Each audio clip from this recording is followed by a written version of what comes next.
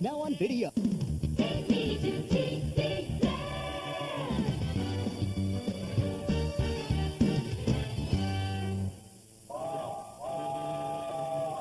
Come ride the little train that is rolling down the tracks to the junction. Forget about your cares, it is time to relax at the junction. Lots of curves, you bet, and even more when you get to the junction. Petticoat Junction.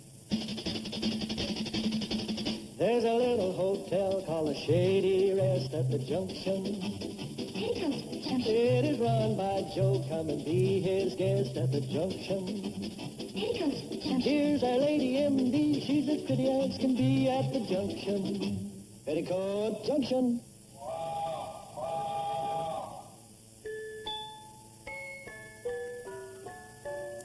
I love you, I love you. 3 words that are divine.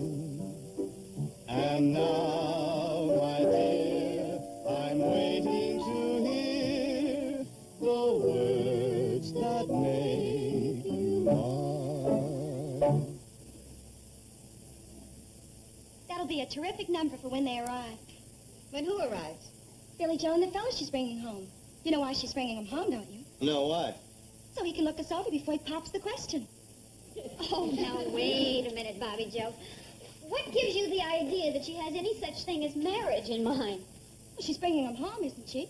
She's never done that before. Oh, Bobby Joe, Billy Joe brings home lots of young men. Not for a long time. Well, no, not since last weekend. Oh. Well, this one is different. How do you know? I just know. I was the one that talked to her on the telephone at Drucker's, remember? It was just one little thing she said that tipped me off. Well, what was the one little thing that she said? I think I'm in love. What? That's what Billy Joe said on the telephone. It tipped her off that Billy Joe might be serious. Well, why didn't you tell us before? I didn't want you jumping to conclusions.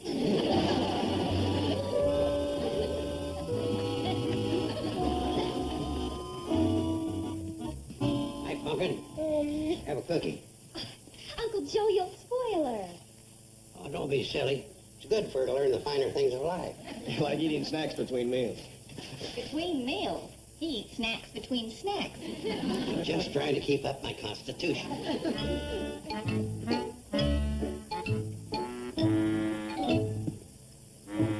Where's my pillow? Bobby Joe took it. Bobby Joe, what'd you do with my pillow?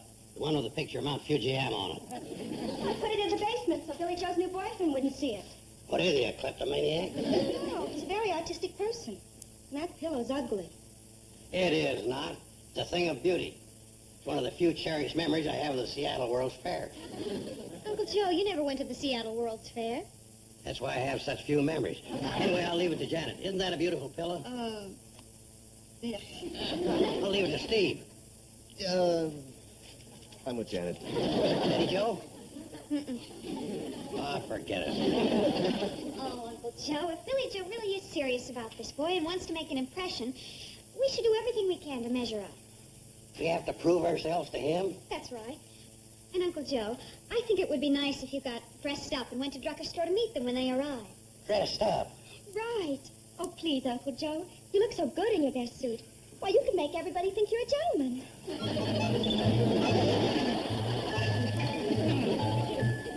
So we have to be on our best behavior for this yahoo.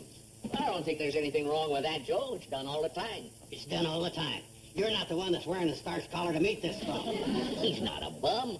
How do you know? You've never even met him. Well, I know Billy Joe. You don't think she'd take up with anybody but a fine young man. Well, I'll bet he's an outstanding fellow.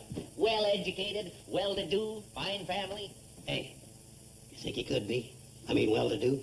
Oh, boy. Joe, your standards never get above the money belt, do they? You know, when you said you lived out in the country, you weren't fooling, were you? We are pretty rural, I guess. Oh, don't get me wrong, I love it. So nice and peaceful. Yeah, wait till you meet the people. They're just the salt of the earth. Say, you know, Sam, it might just be a nice gesture when this guy comes to give him a little something. Sort of a welcoming present. You know what I mean? Yeah, I know what you mean. What do you have in mind? What do you got?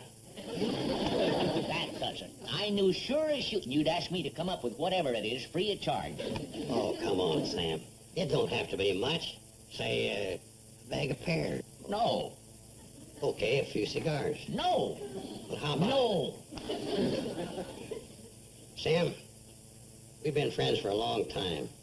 I'd like to ask you something personal. Yeah? Why are you so cheap? It's kind of hard to explain the difference between Hooterville people and anyone else. I mean, they're just normal, average, wonderful people. You kind of love them, don't you? Yeah, I do. Well, come to think of it, that's the main thing about Hooterville. Everybody loves one another. It's kind of idyllic that way. Sounds great. It's great.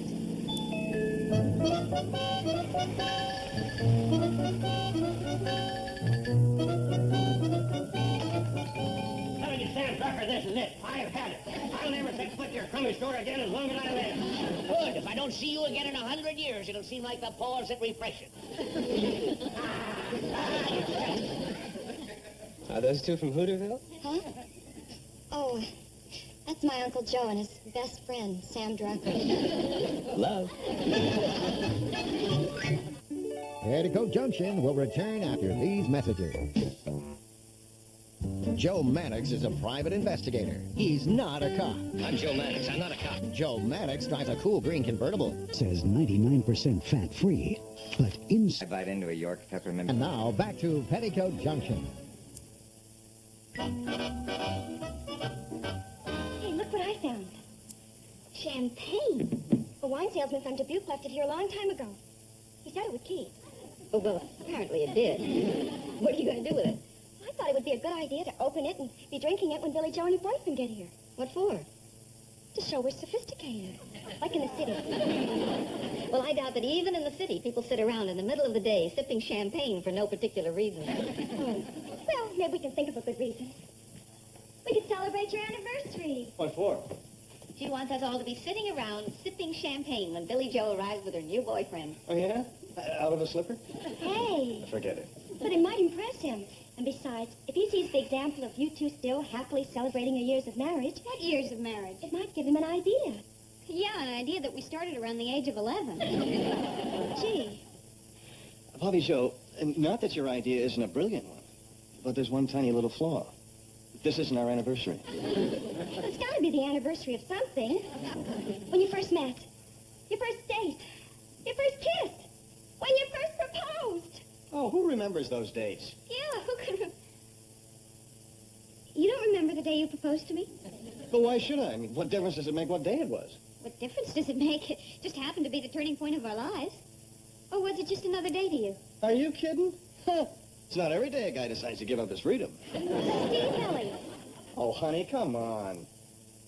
Oh, my gosh, they're here.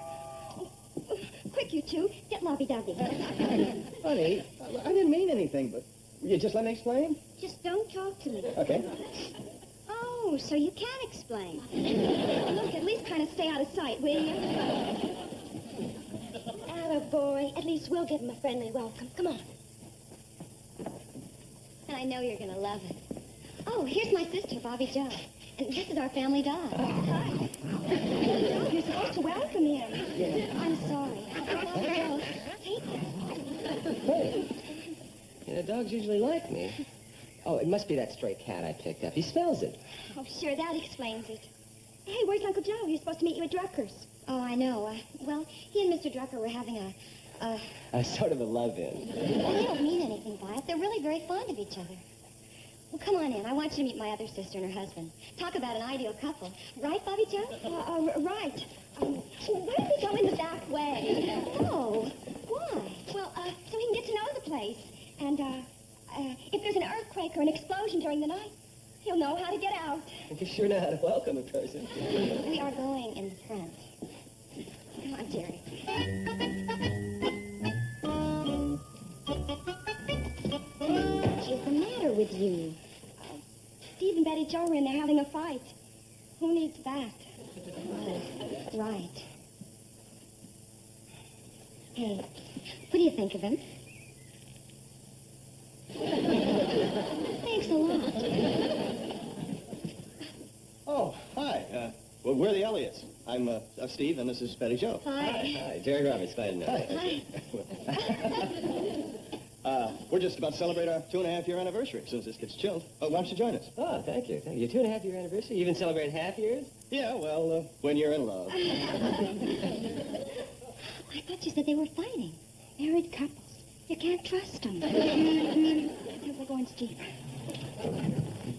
How come you've got Uncle Joe with you? Oh, I picked him up on the old back fire road. He and Sam Drucker had a beef, and your uncle stamped off and missed the cannonball. That's right, blab everything.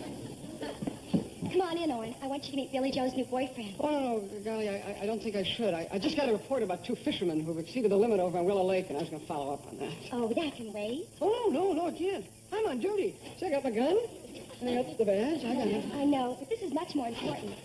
You and I are going to help Billy Joe trap this fellow. Billy Joe needs help? Boy, I don't understand that. I mean, Billy Joe's got... Oh, what I mean is that, when it comes to a girl who looks and who's... Oh, boy. Well, what I'm trying to say is she's loaded.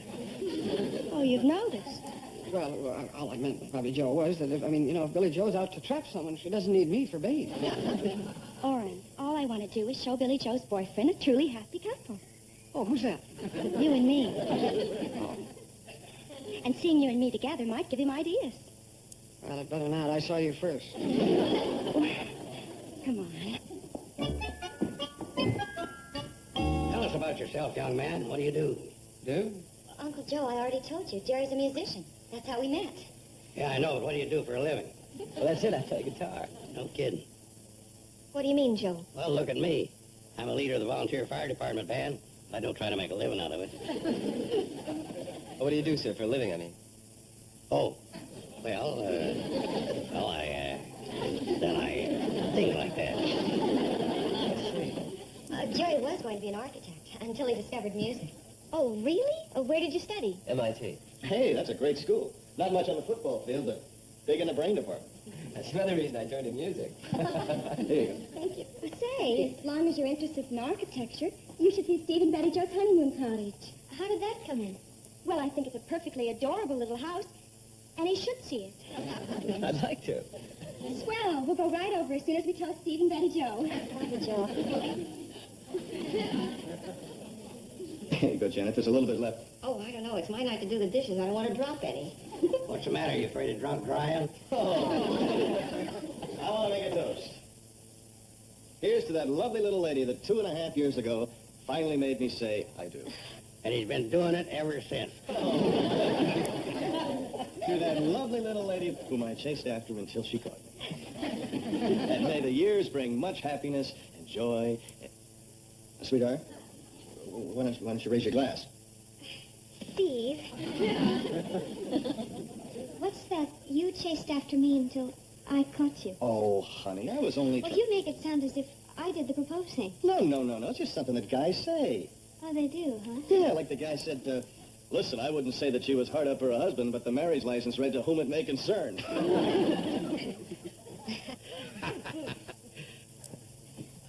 Betty Jo? Sweetheart. Well, so much for toasting. On to the honeymoon cottage.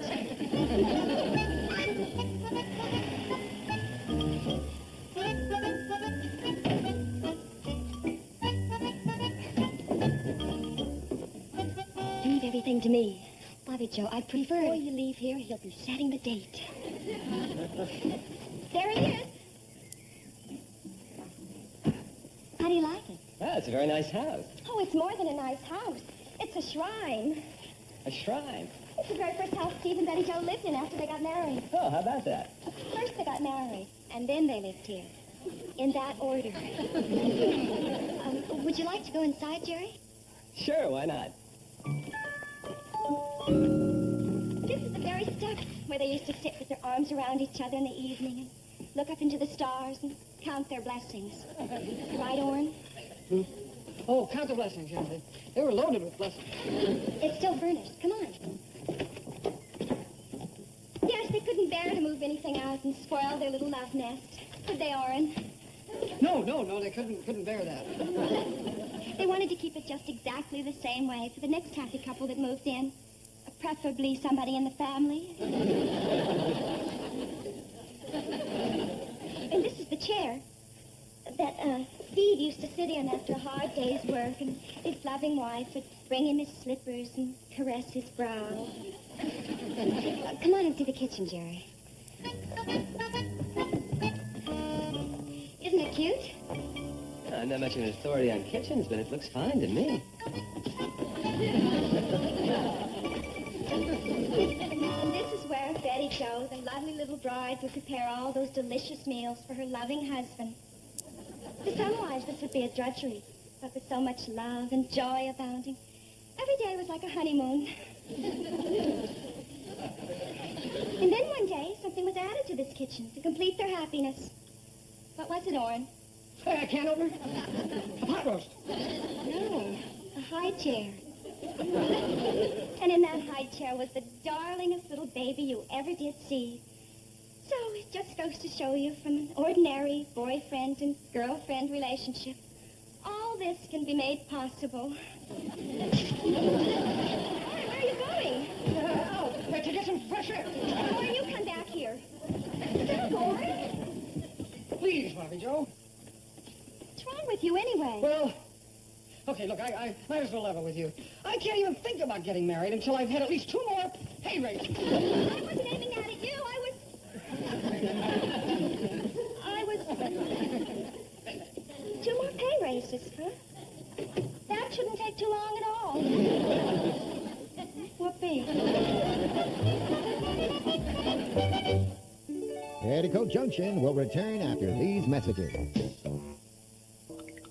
Take me to... Give me a G.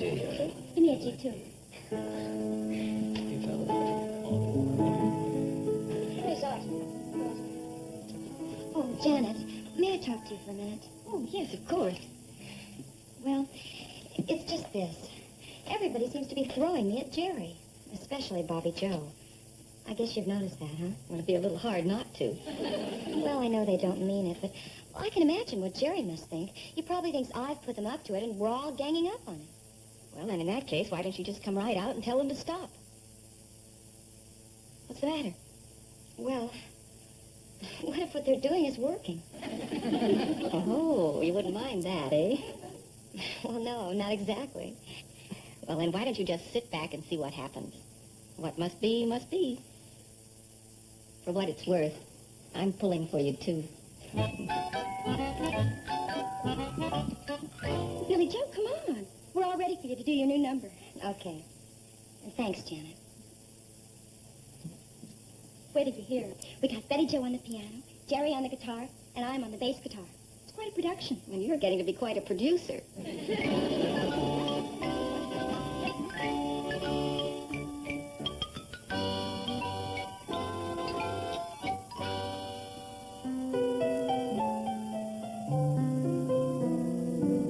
In this world of ordinary people, extraordinary people, I'm glad there is you. In this world of overrated pleasures, of underrated treasures, I'm glad there is you. I live to love, I love to live with you beside me. This role so new, I'll muddle through with you to guide me. In this world where many, many play in love and hardly any stay in love, I'm so glad there is you. More than ever, I'm glad there is you.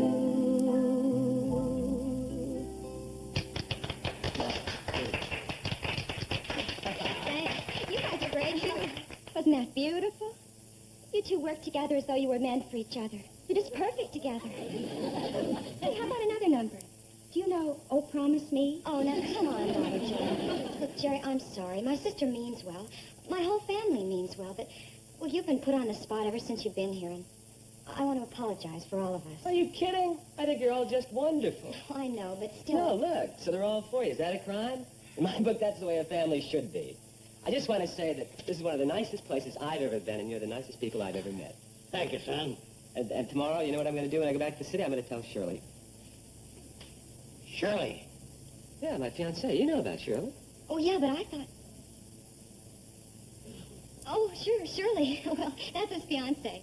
She's a very nice girl. Well, I better be getting back. It's getting late. Oh, I have to check on the baby. Good night. Good night. Good night. Yeah, it is late. Good night, everybody, and thanks for a wonderful time.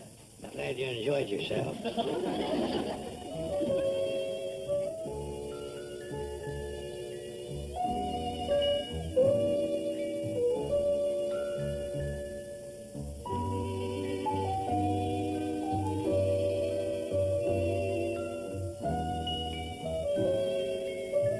Billy Joe, what if I get Janet and the four of us go out and play tennis?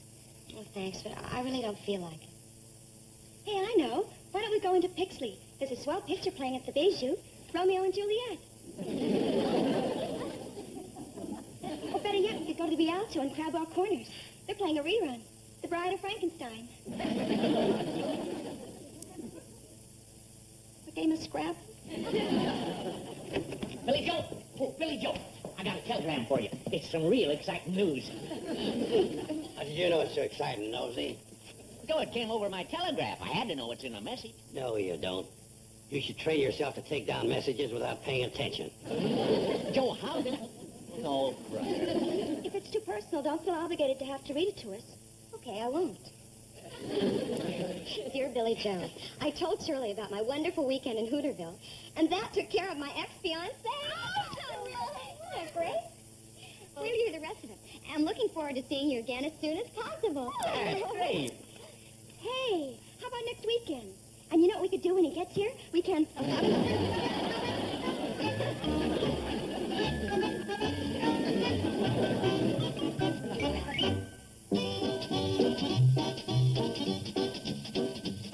Up next, Green Acres is the place to be. And if that's the case, then TV Land is surely the place to be right now. Because Green Acres is coming up next. Stay tuned.